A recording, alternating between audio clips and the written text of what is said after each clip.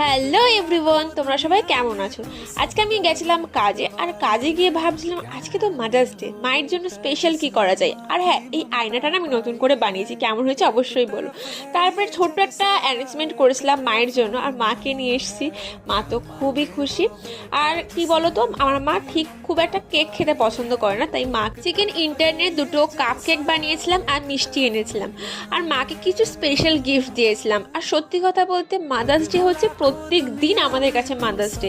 আর এই mother's data celebrate করা কারণ প্রত্যেক দিন মা আমাদের জন্য স্পেশাল কিছু না কিছু ডিশ রান্না করছে, আমাদেরকে এত টেক কেয়ার করে, আমাদেরকে এত ভালোবাসছে।